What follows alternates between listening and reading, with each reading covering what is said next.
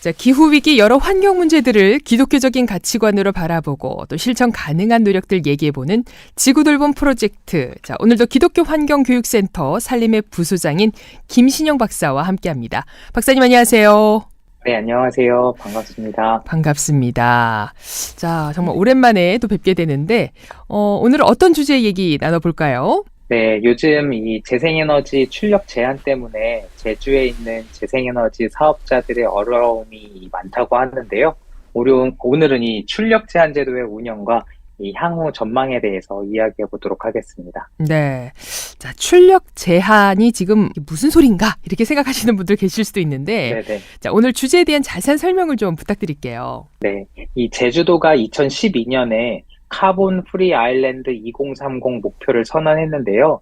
2030년까지 탄소 배출 없는 섬을 만들겠다는 그런 것인데, 이후로 이제 제주도에서는 재생에너지 설비가 많이 늘어났습니다. 그래서 2020년 기준으로 보면 이제 제주도 발전 비중의 18%까지 재생에너지가 차지하게 됐는데요.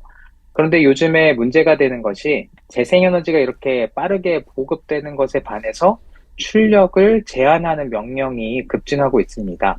이 출력 제한이 뭐냐면 네. 전력도 이제 생산자가 있고 소비자가 있잖아요. 그리고 그렇죠. 시장에서 거래가 되는데 그러다 보니까 전력의 공급량과 사용량이 어느 정도 균형이 맞아야 됩니다.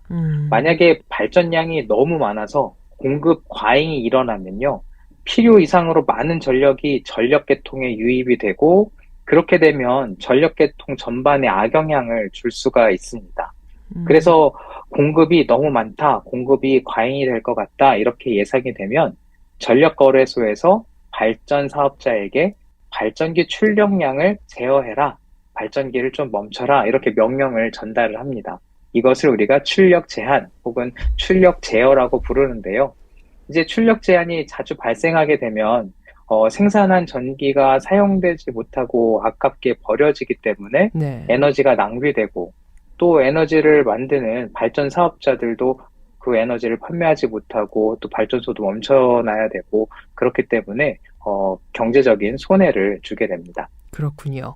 자, 제주도에서 이 출력 제한이 많이 발생하고 있다고 하던데 이게 어느 정도 문제가 되고 있습니까? 네, 이 전력거래소가 발간한 연구 보고서를 보면 지금 제주도에서 카본 프리 아일랜드 계획대로 태양광과 풍력 설비를 계속 확대해 나가면 이제 제주도의 전력계통에는 이 재생에너지 공급 과잉이 일어날 것이고 그만큼 출력 제한도 증가할 것이다 이렇게 전망하고 있는데요. 지금도 매년 이렇게 보면 출력 제한 횟수가 증가하고 있습니다. 이 제주 지역 풍력, 태양광 출력 제어 이 건수를 보면 2015년에는 3건밖에 없었거든요. 근데 그 이후로 이제 급격하게 증가하는데요. 2019년에는 46회, 20년에는 77회, 그리고 21년에는 64회, 그리고 작년에는 132회까지 증가를 했습니다. 그러니까 최근 3년만 봐도 3배가 증가한 건데요.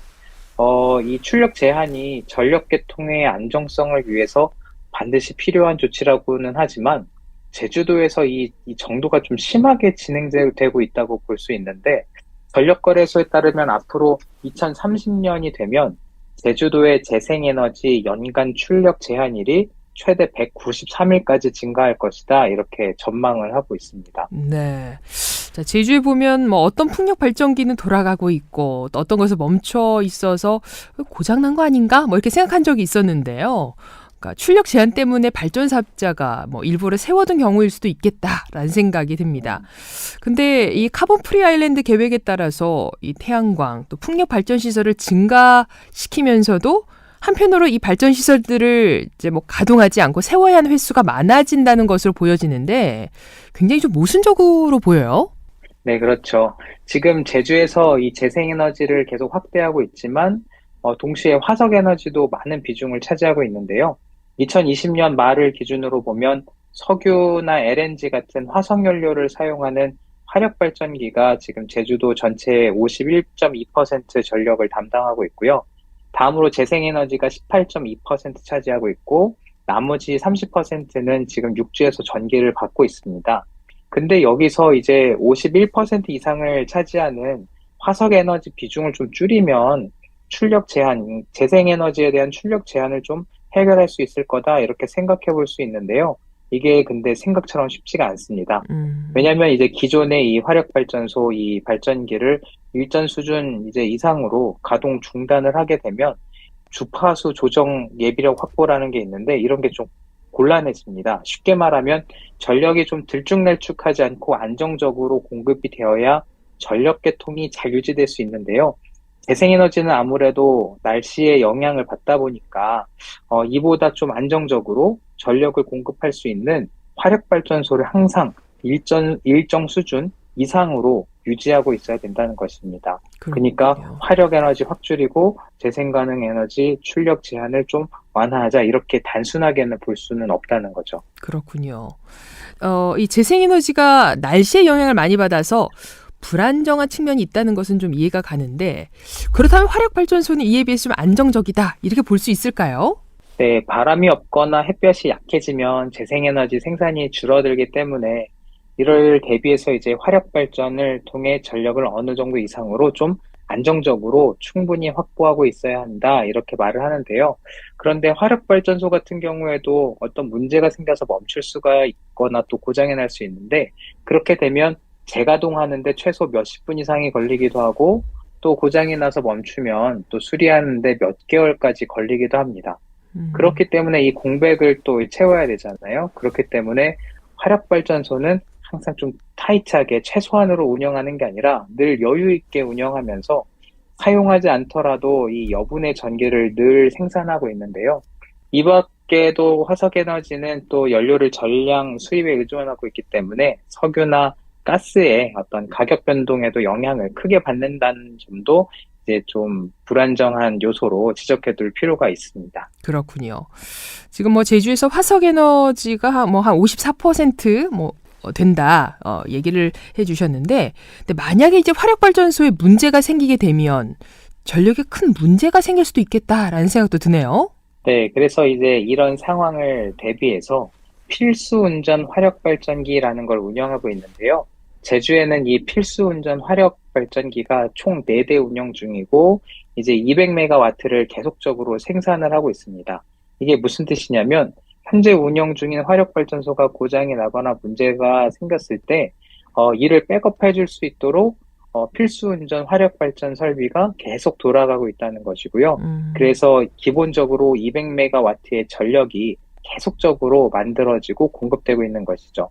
근데 이게 200메가와트가 뭐 많은 건지 적은 건지 이게 감이 잘 안 잡히는데 네. 제주도 기준으로 봤을 때 이게 적은 것이 아닙니다. 전력 소비가 낮은 봄이나 가을 시즌에 제주도의 이 최저 전력 수요가 450메가와트 정도 되는데요. 그런데 지금 이 필수 운전으로 생산되는 게 200메가와트가 있지 않습니까? 네. 그럼 이제 450 빼기 200 하면 이제 필요한 전력은 250메가와트 정도 되는데요. 문제는 지금 현재 제주도의 재생에너지 발전 용량이 876메가와트 정도 돼요. 그러다 보니까 필요한 전력은 지금 250메가와트인데 날씨가 좋은 날에는 재생에너지가 이것보다 거의 뭐 3배, 4배나 어, 많이 생산이 되어버리니까, 네, 네. 이러다 보니까 전력거래소에서는 풍력과 태양광의 이제 출력 제한을 명령하는 거죠. 그렇군요. 참 아이러니합니다. 이게 날씨가 좋으면 재생에너지 생산이 많이 돼서 좋을 것 같은데 오히려 발전 용량이 많아도 버리는 전기가 많아질 수가 있고 또 반대로 필수운전을 위한 발전 시설에는 출력 제한을 명령할 수 없는 것이고요. 네네. 그렇다면 이 재생에너지 사업자들 불만이 적지 않겠다라는 생각도 들어요. 네, 그래서 이번에 실제로 제주 지역 태양광 발전 사업자 12명이 광주지방법원에 출력 제한 처분 취소를 요구하는 행정소송을 제기하기도 했는데요. 지금 같은 상황에서는 전력 판매로 인한 수익성을 기대하기 어렵고 또 앞으로의 사업 예측도 어렵기 때문입니다. 그리고 지금과 같은 현실이라면 이 같은 소송이 앞으로도 더욱 늘어날 것으로 또 추측해 볼 수 있습니다. 네. 자, 그럼 해결책은 어떤 것이 있을까요?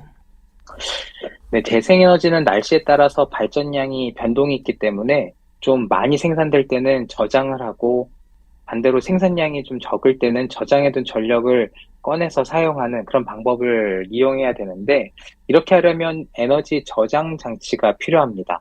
그렇게 해야 전력 안정성도 유지가 되고 이제 출력 제한 문제도 완화할 수 있는데요. 또 이 선진국에서는 필수 운전 화력 발전기를 대체하기 위해서 이 동기 조상기라는 거를 도입하고 있는데, 이제 뭐 이런 기술들이 도입이 되면 재생에너지가 지금보다 한 4배 정도, 5배 정도 많이 4000메가와트까지 증가해도 출력 제한은 지금보다 훨씬 적은 3%대로 유지할 수 있을 것이라 보는 연구가 있습니다.